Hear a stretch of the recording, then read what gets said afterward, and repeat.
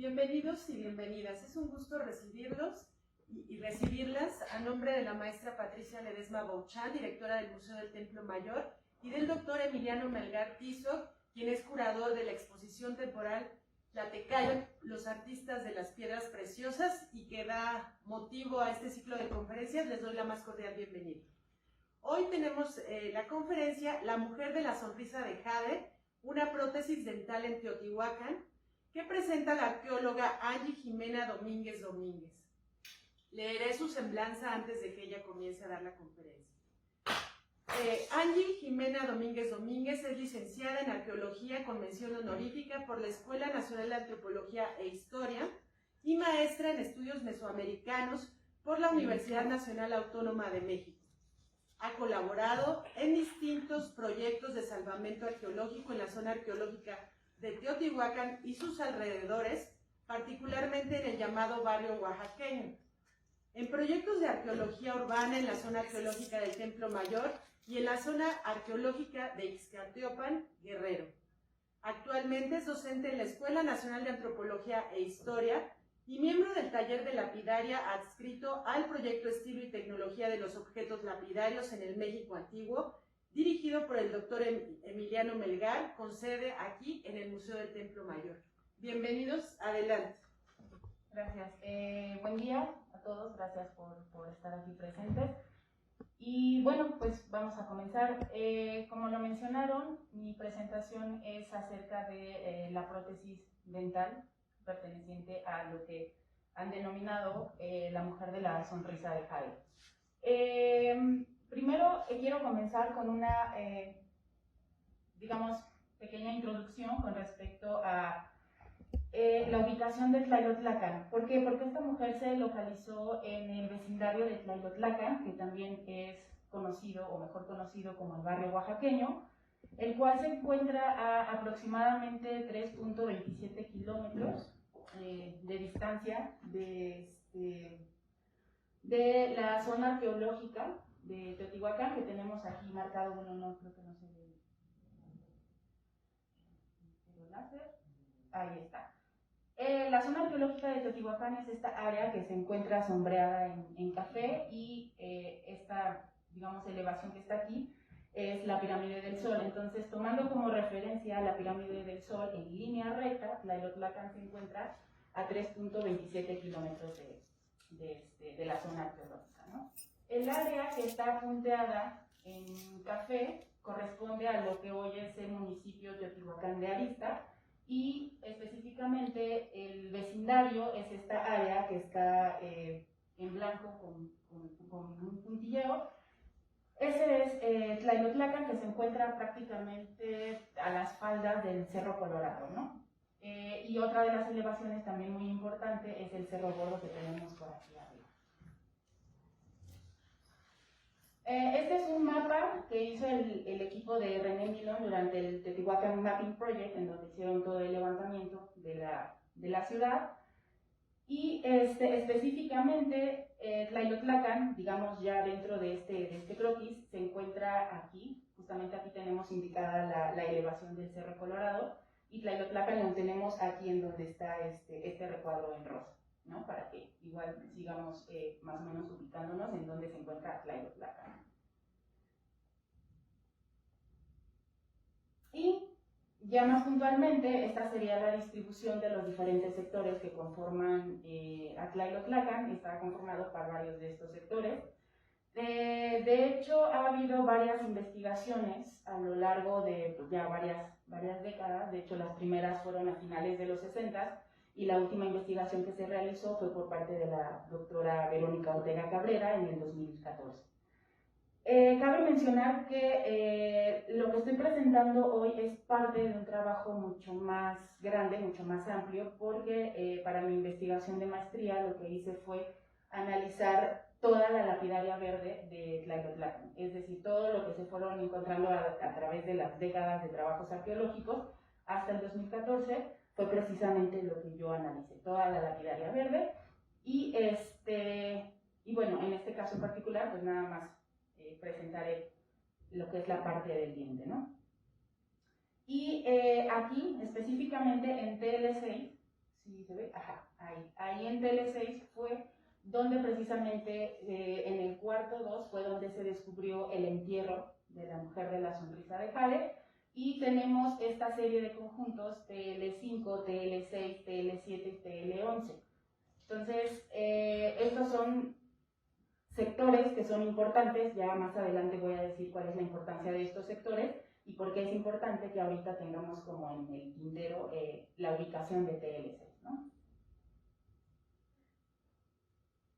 Y bueno, esta es una fotografía de las primeras etapas de excavación del entierro. Aquí tenemos un conjunto de materiales cerámicos, y aquí ya empieza a asomar un poquito el cráneo, ¿no? Y aquí ya tenemos liberado el entierro. Es predominantemente femenino, de ahí que el nombre sea la mujer de la sonrisa de Jade, ¿no? La edad de esta mujer, o posible mujer, es de aproximadamente de 35 a 40 años. Se encontró como ya lo había mencionado, en el famoso entierro 13, y se encontró en decúbito dorsal extendido, en un estado regular de conservación, es decir, su estado de conservación no es el óptimo, y estaba acompañada de una ofrenda de aproximadamente 19 piezas cerámicas que estaban distribuidas desde el área de la cabeza hasta el área del coxis. Presenta esta mujer una serie de alteraciones culturales, como por ejemplo una modificación cefálica de la cabeza, es decir, una deformación de tipo tabular oblicua. O sea, esta malformación es intencional, con una compresión fronto-occipital, es decir, que se presionó la parte de la frente y la parte trasera de la cabeza, ¿no? Y bueno, este tipo de deformación no es muy común en Teotihuacán, pero sí al sur de Mesoamérica, ¿no? Tiene también modificación dental intencional en los incisivos superiores centrales.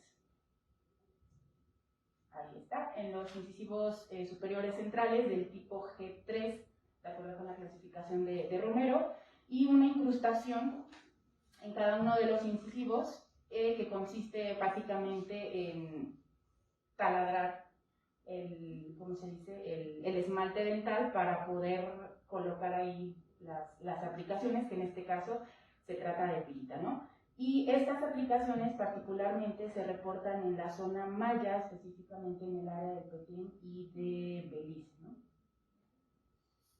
Y bueno, ya finalmente, de acuerdo con la doctora Julia Pérez, que fue la que hizo el estudio del tártaro dental, encontró que en sus últimos años esta mujer consumió pulque, quelites, frijol y amaranto.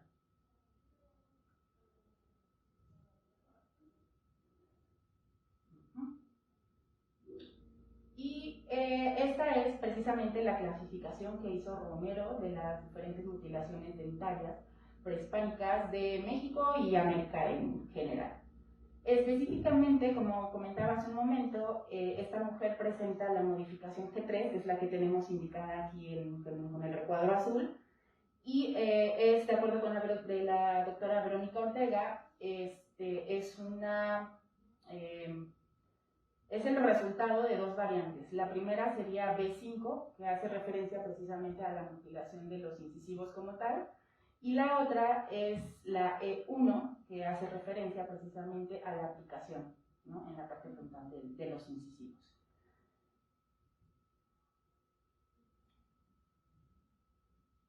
Y bueno, ya pasando a la parte de los análisis, los primeros serían los análisis de aproximación.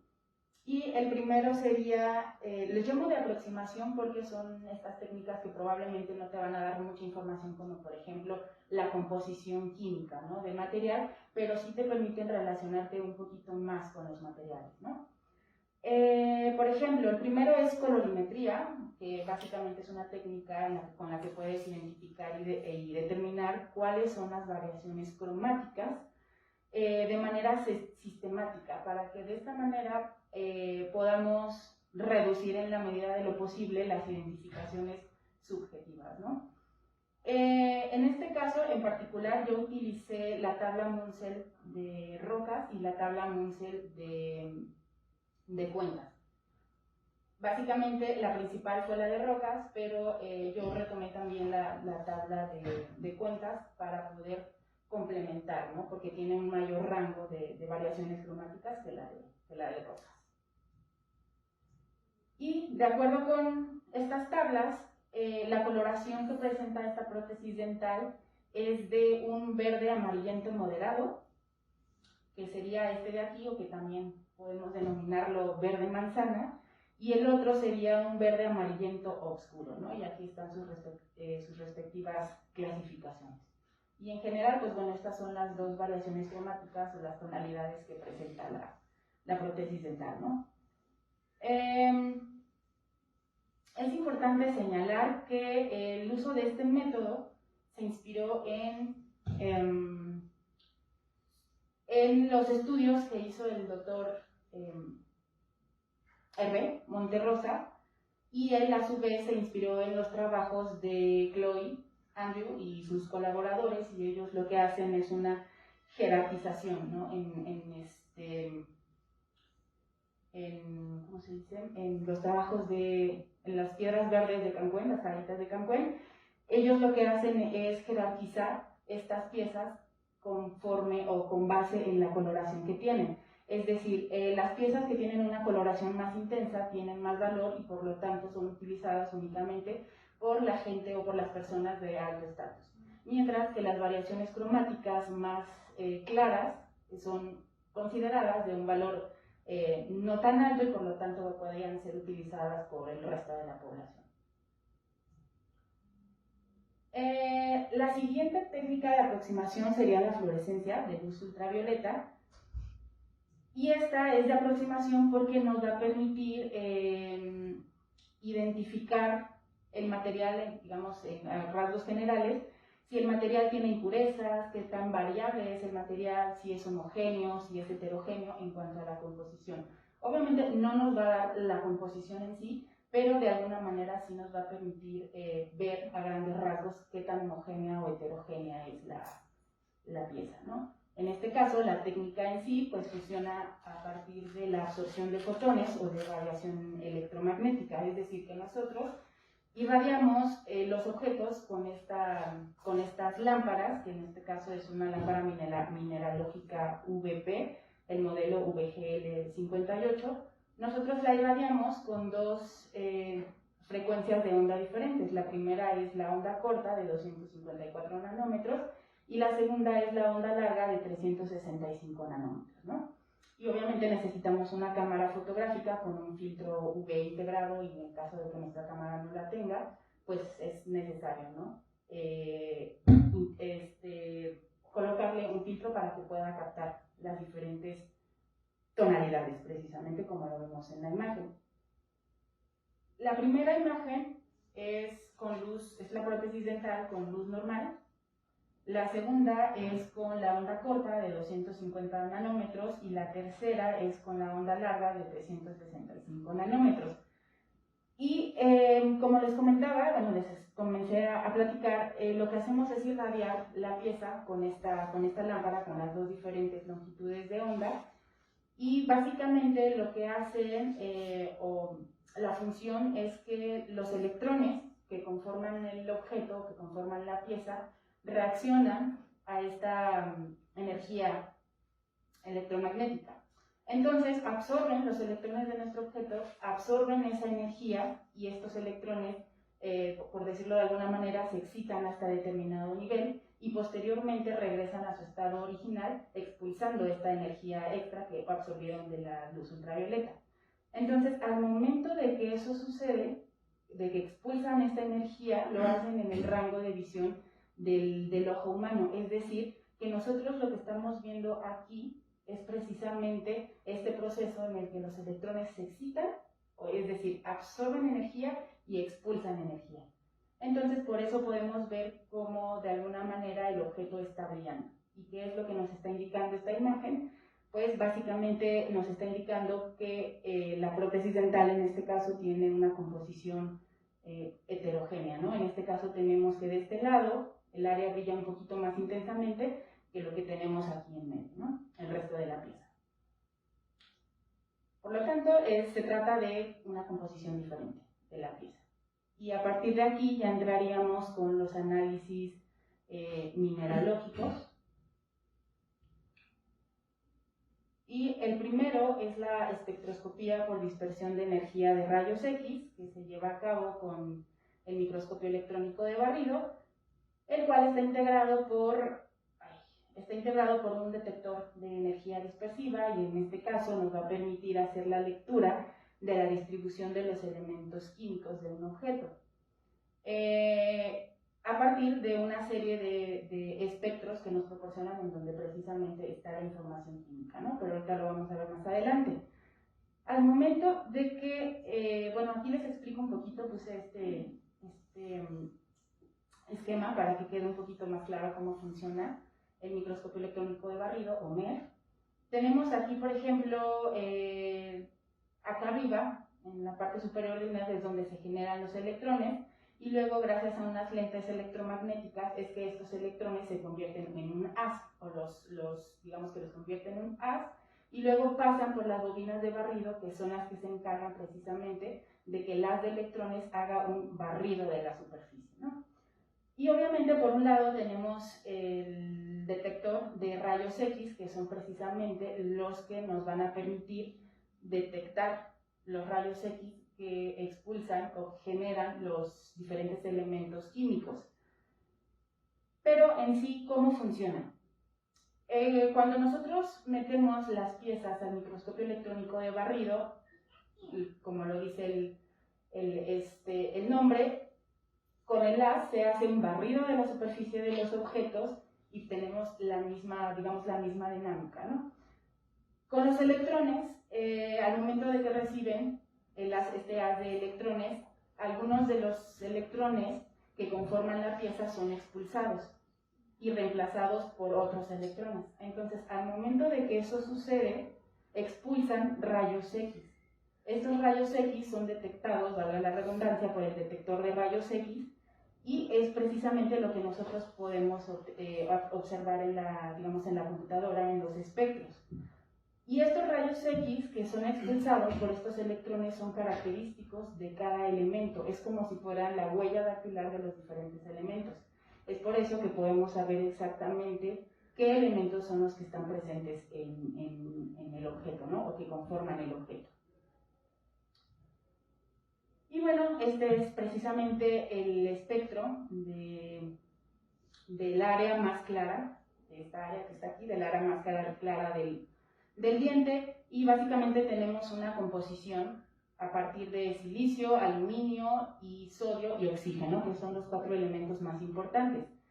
En este sentido, lo que tenemos es un aluminosilicato rico en sodio, que básicamente se trata de la composición, ¿no? de las jadeitas.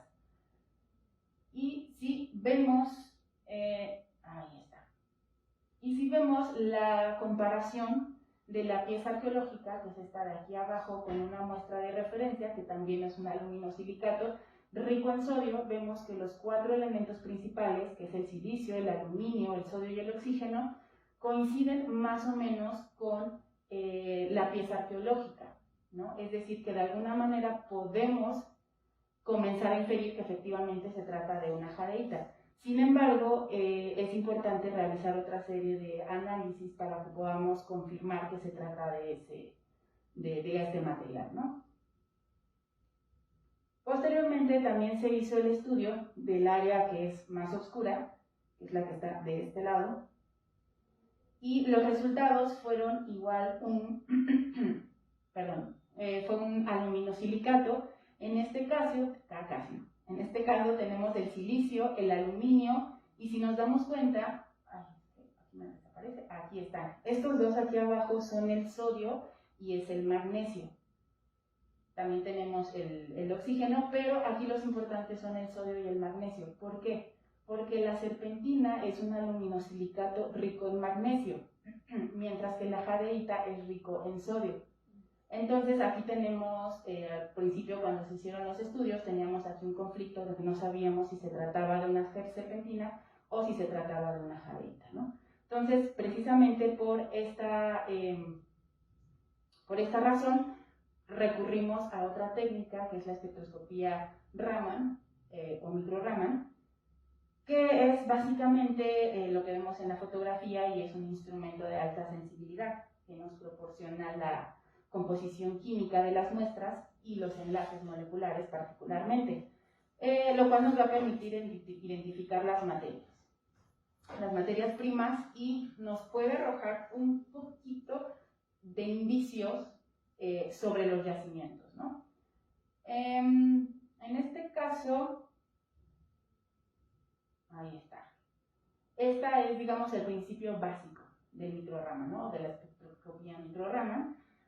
Tenemos una serie de moléculas que están conformando nuestro objeto y estas moléculas tienen unos movimientos vibracionales, es decir, que se pueden mover de diferentes maneras, ¿no?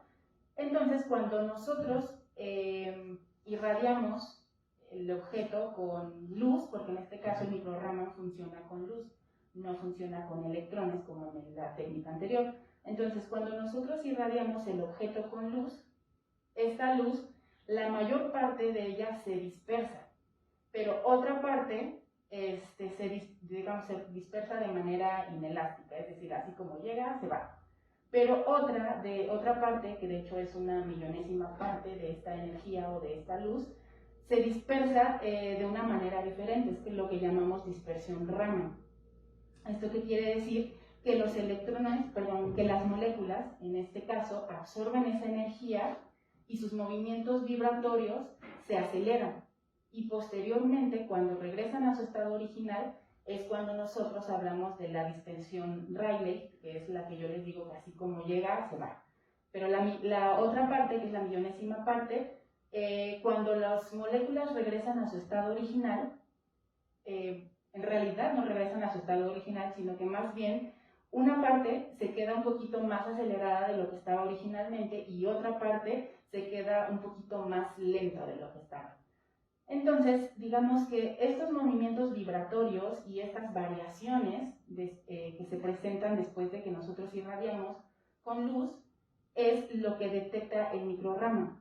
Y esto también es como una huella dactilar de las moléculas. Por eso podemos saber qué moléculas son las que están presentes en el objeto, ¿no? Y podemos saber a ciencia cierta de qué materiales estamos hablando. En el caso particular del diente, digamos, son los espectros que están empalmados. La línea azul, no sé si se ve azul, creo que sí, es el área más clarita del diente. La línea amarilla, que es esta que está aquí abajo, corresponde a la parte más oscura del diente. Y el espectro que está en rojo es una jadeíta de referencia, ¿no? Que proviene, por supuesto, desde el Motagua. Y si nosotros nos damos cuenta, aquí los picos principales de la jadeíta están entre el 368 al 375, que sería este de aquí, que se refiere a los enlaces de aluminio y oxígeno. El siguiente pico importante está entre el 684 y el 969, que es más o menos este que está aquí, que igual se refiere a los enlaces de silicio y oxígeno, a los enlaces de flexión. Y el último es este que está de este lado, que está entre el 2028 y el 2036, ¿no? Aproximadamente. Y esos son los tres, lo que nosotros denominamos los tres picos más importantes de la jadeíta, que básicamente se refiere a las moléculas, ¿no? Que están conformando a la jadeíta.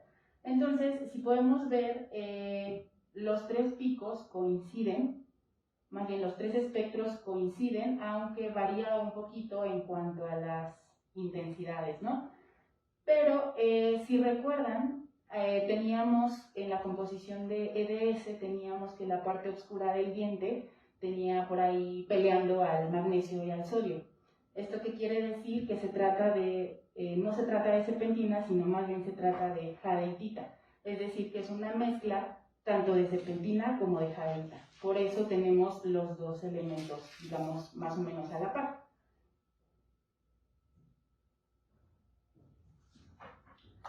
Y bueno, aquí en este mapa estoy mostrando, aquí en donde están los iconos en verde, los yacimientos de jadeita. Obviamente no se pudo identificar a ciencia cierta cuál es el yacimiento específico del cual proviene, pero sabemos que los yacimientos de jadeita se encuentran en el Motagua, ¿no? en Guatemala. Y lo que hice en este mapa fue intentar hacer como una especie de triangulación de por dónde pudo haber llegado la materia prima. Pero obviamente lo que estoy presentando en este momento es 100% hipotético. Traté de cubrir, digamos, las rutas posibles, pero las que están indicadas son hipotéticas porque no hay información de que realmente se hubieran utilizado, ¿no? Nada más es como una manera gráfica de ilustrar las posibles rutas, ¿no? Tenemos las que van por la costa del Golfo hasta llegar a la parte sureste de Mesoamérica, las que van a través de Monte Albán y de ahí hacia el Ara Maya, y finalmente la ruta que va por el occidente, ¿no? Pasando por Tehuantepec, igual, llegando al Área Maya.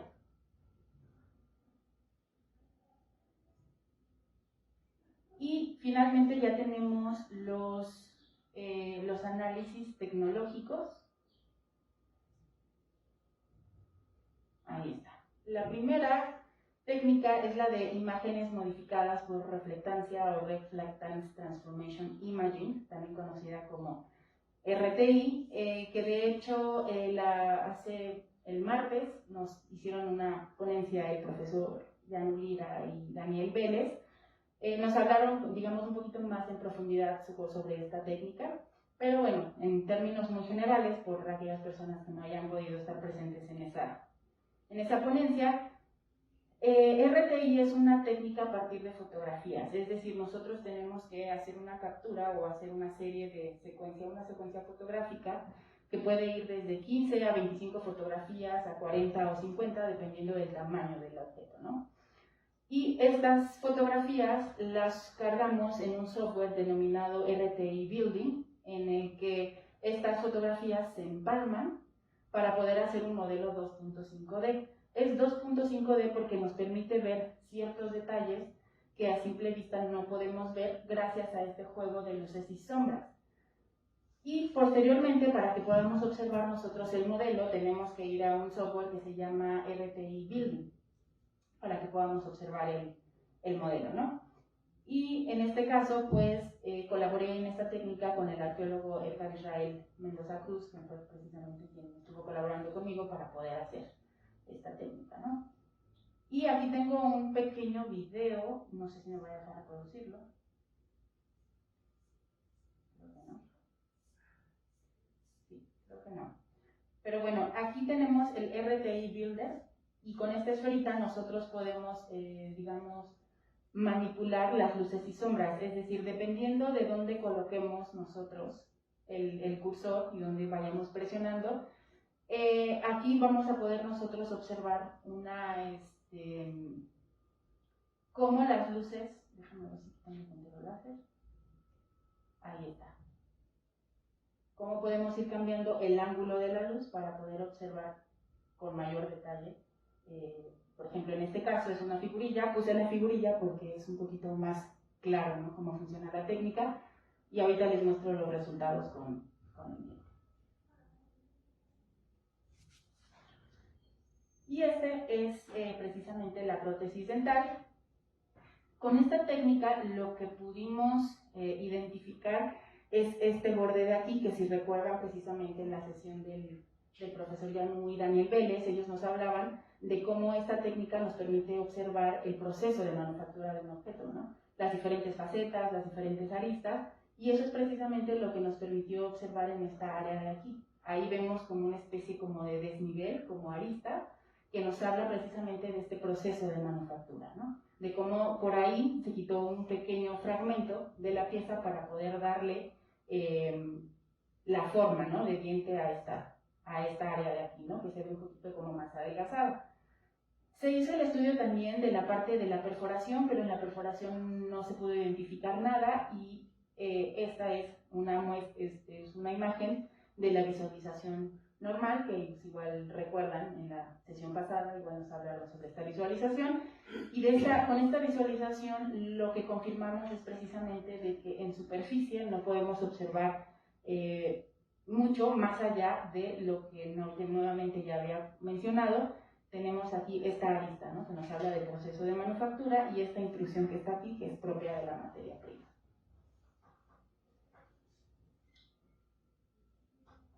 Y aquí tenemos entonces la siguiente técnica, que es microscopía óptica digital, y en este caso nosotros utilizamos el microscopio óptico digital. En este caso es el Dynolight, el modelo AM413ZT con 1.3 megapíxeles y un aumento óptico de hasta 200x. La ventaja de este microscopio óptico digital es que podemos trasladarlo al lugar donde podamos hacer los estudios in situ sin necesidad de estar en el laboratorio. Y obviamente esta técnica está destinada al estudio de objetos arqueológicos que por sus características pues, escapan al rango de visión humano, ¿no?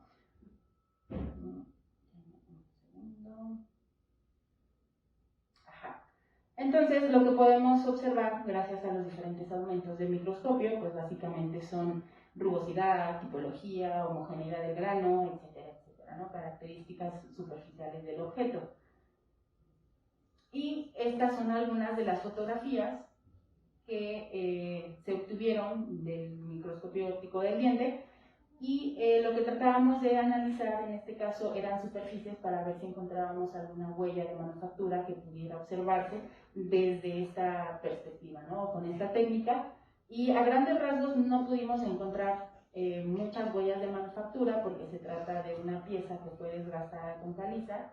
Básicamente la caliza se trata de un talco que está muy compactado, de forma que se convierte en una piedra. Entonces, no hay mucha información con respecto a las huellas de manufactura, por ejemplo, de desgaste, pero lo que sí pudimos encontrar fue esto de aquí. Si se dan cuenta, hay como dos pequeñas horagaciones, una de este lado y otra de este lado, y nos habla eso, bueno, nosotros pensamos que estas dos pequeñas horagaciones en realidad se tratan de un ajuste que hicieron. ¿A qué me refiero? A que básicamente tuvieron que retirar ese pequeño excedente que tenía el diente para que éste pudiera entrar perfectamente en la cavidad que corresponde, es decir, en esta área de aquí. Entonces, justamente para que pudiera entrar ahí fue que tuvieron que eliminar este excedente que tenía el diente. La siguiente técnica fue la arqueología experimental, que básicamente se trata de replicar objetos para que podamos conocer e imitar los posibles procesos, las posibles técnicas o los posibles tiempos, ¿no?, que se emplearon en la manufactura de objetos arqueológicos.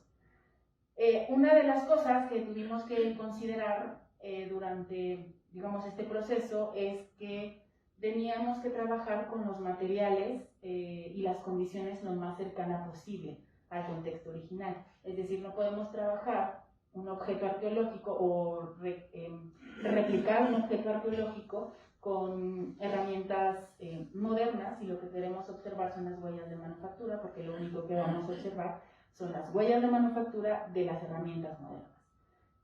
Entonces, pues por esa razón fue que acudí al proyecto de estilos y tecnologías de los objetos lapidarios del México Antiguo. Particularmente también participé en el taller de lapidaria para poder realizar todos estos experimentos. Y como les comentaba al principio de la presentación, pues el diente es parte de una investigación, o la investigación del diente es parte de una investigación mayor. Entonces, en su momento, yo traté como de observar las tres tradiciones tecnológicas, que es la zapoteca, la teotihuacana y la maya, ¿no?, para poder hacer las observaciones con los experimentos con las piezas arqueológicas. Y bueno, ya particularmente retomé los experimentos que ya había realizado en el taller previamente el doctor Hervé Monterrosa. Él hizo varias modificaciones en jadeíta precisamente, como desgastes, pulidos, bruñidos, cortes y perforaciones, ¿no? Aquí tenemos las imágenes. y retomé también los datos del tiempo, ¿no? Que se tardó en hacer las diferentes modificaciones con las diferentes herramientas. Y lo que yo hice fue retomar algunos de estos experimentos, pero en serpentina. Entonces,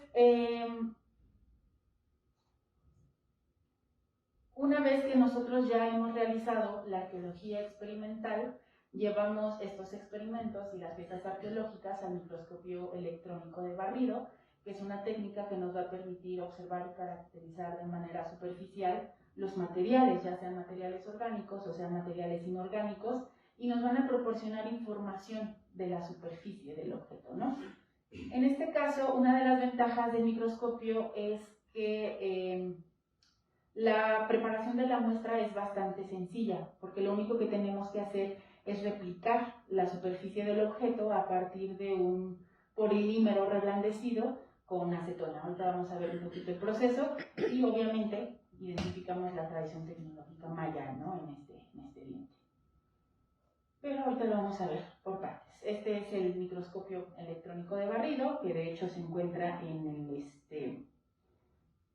el laboratorio de microscopía electrónica de la Subdirección de Laboratorios y Apoyo Académico del INAH y está operado por el ingeniero químico Mario Monroy.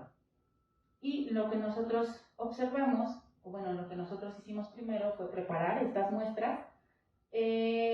Lo primero que tenemos es que obtener estas pequeños fragmentos de polímero. Estos polímeros se parecen mucho a lo que conocemos como acetato, pero no es exactamente acetato, es un polímero diferente. Y este polímero o estos fragmentos de polímero lo que hacemos es reblandecerlos con acetona y los colocamos en la superficie del objeto. Los presionamos contra el objeto unos segundos, unos 30 segundos, y posteriormente retiramos para poder tener el negativo de la superficie del objeto. Posteriormente, estos polímeros los llevamos a un pulverizador catódico, que es esto que tenemos aquí, para que puedan ser recubiertos con iones de oro. Si nosotros retiramos el polímero así nada más, obviamente no vamos a poder observar nada. Sin embargo, los iones de oro, son buenos conductores, ¿no? Para los electrones. Entonces, pues eso es lo que se hace primero, llevar los polímeros para que podamos ionizarlos con oro, y una vez que ya están ionizados, pues ya los podemos introducir, ¿no? Al microscopio electrónico de barrido para poder observar las huellas de manufactura. Y bueno, esta es una imagen nada más como referencia, ¿no? De la cámara de vacío del microscopio. Aquí tenemos el portaobjetos. En este caso lo que estamos observando es una esfera, pero bueno, en ese portaobjetos es donde metemos nosotros los tamborcitos con los diferentes polímeros. Y este sería una de las imágenes que nosotros obtenemos del MED. Y lo que tenemos básicamente en esta imagen son bandas que miden aproximadamente 20 micrómetros. También podemos tener líneas que van aproximadamente en torno a los 4 micrómetros, lo cual nos está hablando de que efectivamente se trata de un desgaste con caliza. ¿Y cómo podemos saber que se trata de desgaste con caliza? Porque hicimos las comparaciones pertinentes. Por ejemplo, nuevamente tenemos aquí la imagen del desgaste del diente particularmente, y lo comparamos tanto con muestras experimentales como otras piezas arqueológicas. Por ejemplo, aquí tenemos un experimento que hizo el doctor Hervé Monterrosa, y tenemos nuevamente el mismo patrón de bandas de 20 micrómetros y líneas de 4 micrómetros. Y nada más como para que quede un poquito más claro y tener ese punto de referencia, puse aquí un experimento que se realizó con andesita. En el caso de la andesita, o las huellas de la andesita, son de aproximadamente 66 micrómetros. Entonces, obviamente, sí hay un cambio o hay una variación en cuanto al tamaño de las huellas de manufactura, y por eso podemos saber que efectivamente se trata de caliza y no se trata de algún otro material, ¿no? Como en este caso podría ser andesita. También tenemos aquí lo que es el acabado de superficie. En este caso tenemos líneas que van de 1 a 2 micrómetros, y esto coincide con las huellas experimentales que se han hecho con jadeíta y con piel. Nuevamente, aquí tenemos una, no sé si se alcancen a ver, y si no, tendrán que confiar en mí, pero aquí de este lado hay una línea, de este lado tenemos otra línea, y por aquí abajo había otra. Pero bueno, aquí tenemos las que se ven un poquito más claras, ¿no? Nuevamente hicimos la comparación de lo que tenemos del diente con este, por ejemplo, se trata de un objeto arqueológico, particularmente es una placa incisa maya, que también es de la colección de Tlayacapan, y tenemos lo mismo, ¿no? Un patrón de líneas que van de 1 a 2 micrómetros, y de este lado tenemos un experimento, en este caso es un experimento con arena y con piel, ¿no? En este caso las líneas son de 0.5 a 1.3 micrómetros, es decir, las huellas de este acabado de superficie son diferentes a las que deja la jadeíta con piel, ¿no? Nada más igual lo puse como referencia para que podamos tener esta comparativa. Y finalmente las perforaciones, se identificaron bandas que van de 0.6 a 1.3 micrómetros, que son estas que están por aquí, esta de este lado y de este lado. Estas se ven más ¿cómo decirlo? Como si fueran cabello, o sea, no son no son tan rectas, no son tan paralelas como otras huellas, más bien parecen como una especie de fibras. Y eso corresponde, aquí le puse perforación con la caverna, pero no, en realidad se trata de perforación con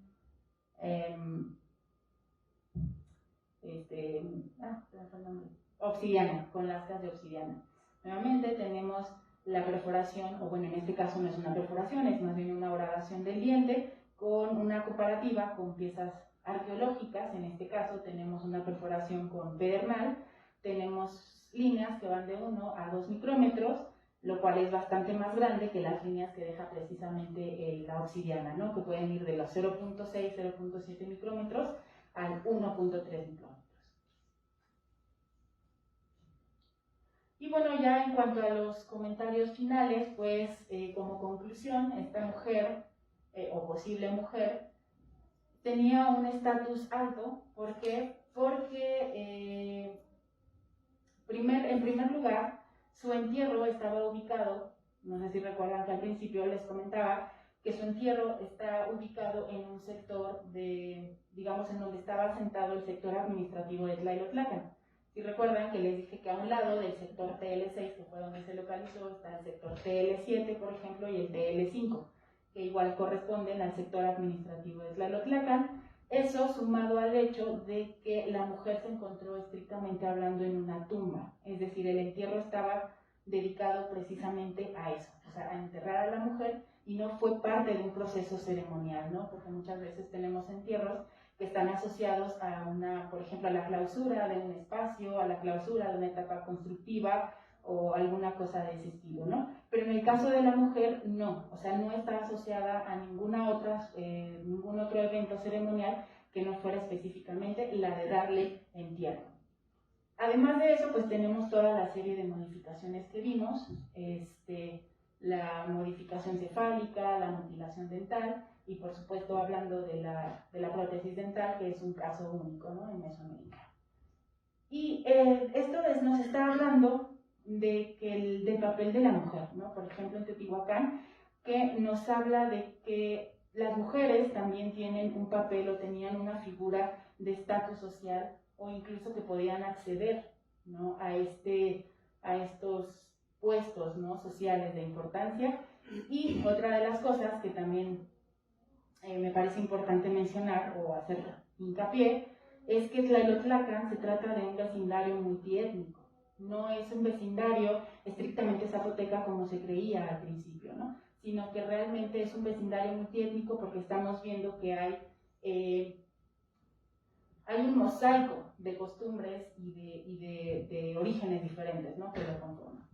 Y bueno, a grandes rasgos, pues ese sería la presentación, ¿no?, del día de hoy con respecto a la prótesis dental. Muchas gracias. Muchas gracias, maestra. Un aplauso, por favor.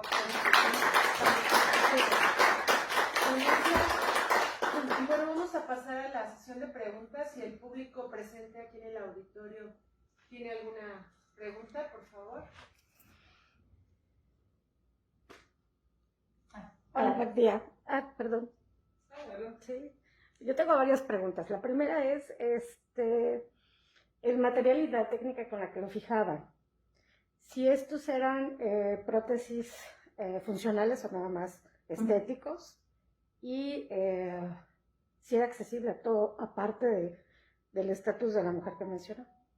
Sí, gracias por la pregunta. De hecho, se hicieron estudios para ver si la prótesis dental tenía huellas de uso, pero en realidad no se encontraron ni huellas de uso y tampoco se encontraron, por ejemplo, los restos de algún pegamento que se hubiera utilizado para pegar la aplicación. Entonces, por esta razón creemos que muy posiblemente se trató más bien de una prótesis que se utilizaba o en ceremonias o en eventos muy específicos, o más bien se la pusieron, digamos, post-mortem, porque el diente en sí no tiene evidencia de uso, vamos. Entonces sí creemos que es más que nada algo que se utilizó en ceremonias importantes posiblemente. Y en cuanto al material, obviamente, de hecho es la primera prótesis dental que se encuentra en Mesoamérica. Entonces, el material en sí ya era un material, digamos, de acceso restringido a las clases sociales más altas. Entonces, no era un material que, digamos, el resto de la población tuviera fácil acceso. Entonces, de hecho, por eso hay lo que denominamos ¿cómo se dice?, el concepto de jade cultural. Precisamente, como era muy difícil tener acceso a este material, se utilizaban otros materiales que tuvieran una coloración verdosa, como puede ser el cuarzo, como puede ser la serpentina, precisamente para que el resto del pueblo pudiera tener acceso a digamos, a este color, porque no se trataba tanto del material, sino de la importancia que tenía el color. Gracias. ¿Hay atrás? Sí, gracias. Bueno, felicidades también por la conferencia. Y referente a la parte de la oquedad, bueno, el orificio que tiene el diente, la prótesis, ¿hay alguna hipótesis o alguna especulación de por qué se hizo? Me imagino que realmente a lo mejor tuvo ahí una infiltración de alguna otra piedra o otra cosa, pero ¿hay alguna especulación o alguna hipótesis de qué tipo de material pudo haber sido? No, de hecho no se sabe, y desafortunadamente en las excavaciones no se encontró la aplicación. Por cierto, gracias por la pregunta. No se encontró la aplicación, y como mencionaba ahorita, también se hicieron estudios para ver si se encontraba alguna resina o algún tipo de pegamento que se hubiera podido utilizar para pegar la aplicación, pero no se encontró nada, o sea, no hay rastros de que se hubiera utilizado algún pegamento, y tampoco hay rastros de qué tipo de aplicación pudo haber sido.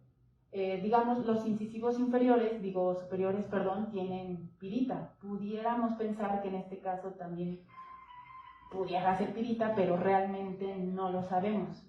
O sea, no hay rastro, vamos, de qué pudo haber sido. Y creo que había otra pregunta, ¿verdad? ¿O nada más era eso? ¿La que tú me hiciste? Sí. ¿Sí, nada más era eso? Sí. Ya me acordé de la otra parte de la pregunta. Probablemente el hecho de que le hayan hecho una horadación al diente era para ponerle una aplicación y, digamos, seguir con este patrón que ya tenía en los incisivos superiores, ¿no? Entonces, algo debió haber sido algo estético al mismo tiempo como algo que indicara estatus. Muchas gracias. No sé. Bueno, te envían muchos saludos y felicitaciones a través de nuestro Facebook. Invitamos a las personas que nos están viendo en vivo que hagan sus preguntas. ¿Alguien más aquí del público tiene una pregunta? Yo sí tengo una duda. ¿No hay algún vestigio de desgaste del hueso por alguna infección o algo así por haber utilizado la pieza? No, en el hueso no hay, y es un poquito complicado porque de hecho las condiciones del hueso no son las óptimas, está bastante deteriorado, pero no. De hecho, una de las cosas, ya no tiene que ver con el diente, pero una de las cosas que sí se detectaron fueron un par de trepanaciones en los parietales. De hecho, no sé si se me pasó mencionarlo, no sé si vieron en las imágenes del cráneo que hay una trepanación en los parietales. Desafortunadamente no hay estudios de esa parte, y preguntando con algunos antropólogos físicos, llegamos a la conclusión de que muy posiblemente se traten de perforaciones que se hicieron cuando mucho perimortem o de manera postmortem, porque no hay evidencia. Pero sí, en cuanto a tu pregunta, sí no hay, digamos, alguna infección o algo que nos esté hablando de que la prótesis causó alguna infección en la mujer. Por eso precisamente comentábamos que muy posiblemente se utilizó más bien como un objeto eventual, ¿no? No de... Preguntan a través de nuestro Facebook si la mujer portaba en el entierro algún otro objeto de jade como parte de su ajuar. No, de hecho, objetos de jade es el único con el que se encontró, de jadita es el único objeto que se encontró. Los demás artículos fueron vasijas, eran alrededor de 19 vasijas de cerámica, pero digamos que eran los únicos materiales que estaban asociados a la mujer. Muchas gracias. Bueno, más felicitaciones Gracias. por una explicación tan ilustrativa y detallada. ¿Alguien del público aquí? En este caso podría ser que fuera más bien un aspecto estético, porque se dijo que el diente no había desgaste. Entonces podría haber sido nada más estética la cosa para que digamos post-mortem, para que el cuerpo se fuera completo. Sí, Podría sí. ser así. Sí, de hecho, estas modificaciones que se hacen, particularmente, por ejemplo, las mutilaciones dentales, tienen varias atribuciones. Por ejemplo, de hecho hay un texto, por si a alguien le interesa, es el texto de mutilaciones dentarias entre los mayas, un nuevo dato sobre las incrustaciones dentarias, de Samuel Faslight. Él habla precisamente de que hay una serie de atribuciones que tienen las mutilaciones dentales, que pueden ser, digamos, para que la dentadura se parezca a la de algún animal en particular, por alguna asociación simbólica, algo que les dé como, digamos, fiereza en el momento de la guerra, o algo que tenga que ver precisamente con la estética, ¿no? Que nos habla también sobre el estatus de un personaje. Entonces, este tipo de mutilaciones, o en el caso particular de la mujer de la sonrisa de jade, precisamente puede ir por esta última, ¿no?, opción, que es la parte estética para poder denotar el estatus, ¿no? Precisamente esa es una muy buena idea, pensar en el hecho de que posiblemente se le colocó una prótesis dental para que el cuerpo de la mujer se fuera completo, ¿no? Precisamente. De hecho, sí, no lo había considerado. Gracias. Gracias. Bueno, piden en Facebook que si puedes poner la imagen de la incrustación, por favor. Y bueno, preguntan que para la incrustación de las piezas en el hueso, que si era necesario esperar a que muriera la persona o la dejaban un tiempo en descomposición para realizar el trabajo. ¿Cuál, perdón? ¿Otra vez me repites la pregunta? Sí, claro. Para realizar la incrustación de las piezas en el hueso, ¿esperaban a que se muriera la persona o dejaban un tiempo en descomposición el cuerpo para realizar el trabajo? ¿O fue en vida? Es lo que pregunto. Ok, gracias. No, de hecho fue en vida. Lo que se hacía era perforar el esmalte dental para poder colocar la aplicación, pero todo se hacía en vida, tal cual. De hecho, eso es una técnica que, de acuerdo con Verónica Ortega, está registrada precisamente en el área maya, sobre todo aquí, en la zona del Petén y Belice, pero sí era algo que se hacía en vida. Lo único que sí nos generó digamos, dilema, si se hizo en vida o si se hizo post-mortem, fueron las trepanaciones que hay en los parietales. Pero los dientes en sí, más bien las mutilaciones en los dientes, sí se hacía en vida. Muchas gracias. Allá atrás. Adelante con otra pregunta. También están preguntando aquí si se hizo alguna especie de análisis para determinar si hubo alguna especie de inclusión dentro de la pieza. O sea, si hubo un análisis previo para saber si hubo una inclusión en la opción que está en el diente. Sí, se hizo análisis, pero repito, realmente no se encontró nada. O sea, más allá de las huellas de manufactura que sabemos que se hicieron con obsidiana, no se encontró nada. Es decir, no hay restos de, como mencionaba con la pregunta del compañero, no hay restos ni del pegamento, no hay restos que nos hable o que nos dé indicios del tipo de material que pudo haber estado incrustado. Pero sí se hicieron los estudios. Muchísimas gracias. ¿Alguna otra pregunta? ¿Algo que quieras agregar? No, al contrario, pues agradecer a todos los presentes y agradecer a todas las personas que están en Facebook por darse el tiempo de estar en la presentación. Pues Muchas muchísimas gracias por tan excelente conferencia. Los esperamos el próximo martes. Recuerden que este ciclo estará hasta el 7 de julio y los invito a visitar la exposición temporal. No se la pierdan. Muchísimas gracias a todos y a todas. Muchas gracias.